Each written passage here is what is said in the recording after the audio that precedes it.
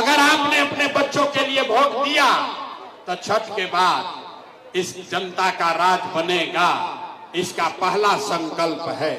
सबको याद कर लीजिए, इसका पहला संकल्प है, नाली गली बनो चाहे मत बनो, स्कूल अस्पताल जब सुधरी तब सुधरी, लेकिन साल भर के अंदर जितना आपके घर का सामान गया है बाहर मजदूरी करने, रोजी रोजगार के चक्कर में, जो बच्चे आपके पढ़ लिख कर बेरोजगार बैठे हैं, उसको सरकारी नौकरी मिले या ना मिले, लेकिन सभी के लिए, याद कर लो भाई, सभी के लिए कम से कम 10 से 12 हजार रुपया के रोजी रोजगार का व्यवस्था यही बिहार में करके दे दिया जाएगा। होना चाहिए, होके के चाहिए, बात बुझाई। 10-12 हजार के इधर रोजी रोजगार हो जाए तो गरीबी कम हो कि ना हो? जोर से बोलिए, होगा कि नहीं होगा? होगा। तो प्रशांत किशोर के बेटा के शादी नहीं थे हो, हमारे बेटा के तिलक नहीं थे, आपके सबके बच्चों की लड़ाई है।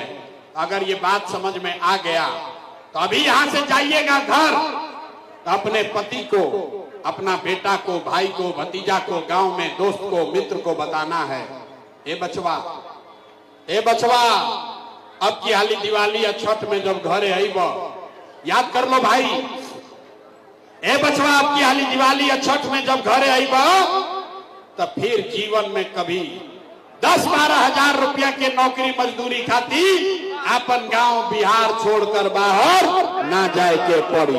मंजूर है?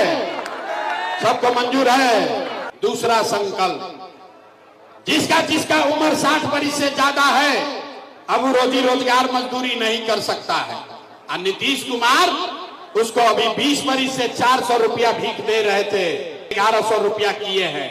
तो अब छठ के बाद जेकर जेकर उम्र 60 वर्ष से ज्यादा बा, छठ के बाद उसको 400 रुपया का भीख नहीं, 1100 रुपया का पेंशन नहीं, हर 60 साल से ज्यादा उम्र के महिला पुरुष को हर महीने 2000 रुपया महीना का सम्मान राशि जरूर दिया जाएगा। होकर के चाहिए, पास कीजिए प्रस्ताव, हाथ उठाकर होना चाहिए। तो आपके बच्चों के लिए 10-12 हजार के रोजगार हो जाए, अब बूढ़ लोग के 2000 रुपया मिले लगी तो गरीबी में कुछ राहत मिली ना, लेकिन गरीबी खत्म ना हुई। गरीबी खत्म तब होगा जब आपके बच्चे पढ़ेंगे, पढ़ लिख कर आगे बढ़ेंगे।